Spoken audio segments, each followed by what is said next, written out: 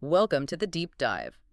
Ever sort of stop and think about how the thoughts in your head, which feel kind of abstract, actually turn into the string of words we speak and hear? It's a great question. Yeah, today we're getting into how our brains organize language.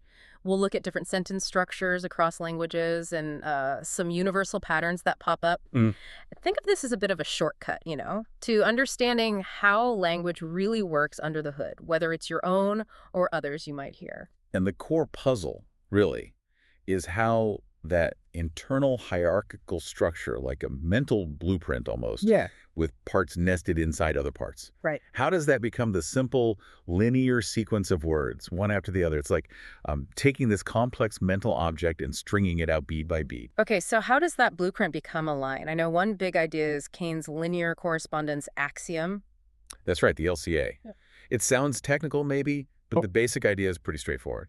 It suggests that the hierarchy in the mental structure, the way things are nested, directly determines the linear order. Directly. So, like, if A is structurally higher than B in your head, A has to come before B when you speak. Essentially, yes. Mm. That's the core claim of the LCA. Hmm. It tries to create a very tight, predictable link between the underlying syntax and the surface word order. Which starts to make sense of why languages can seem so different on the surface. Like, English, I eat pizza. Subject, verb, object, SVO. Right. Classic SVO. But then you hear Japanese is more like I pizza eat.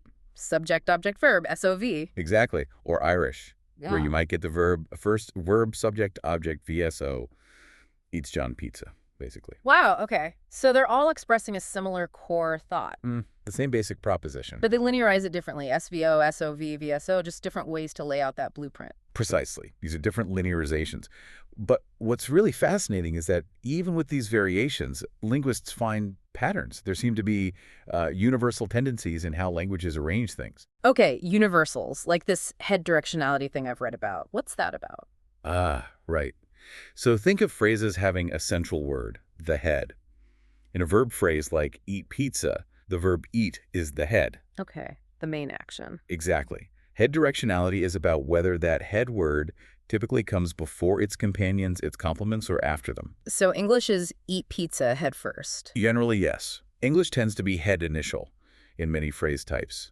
And this preference, this head directionality, often influences the overall sentence pattern.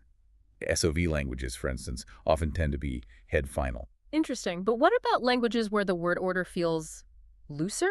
Where you can seemingly shuffle words around more. Does this idea of a fixed structure still work? Yeah, that's a great point. Languages with scrambling or freer word order definitely complicate the picture a bit. Uh-huh. But even there, it's usually not just random shuffling. Those shifts in word order often have a purpose. They tend to connect to information structure. Information structure. Like emphasis. Exactly. Like what the speaker wants to highlight as new information, the focus, or what the sentence is generally about, the topic.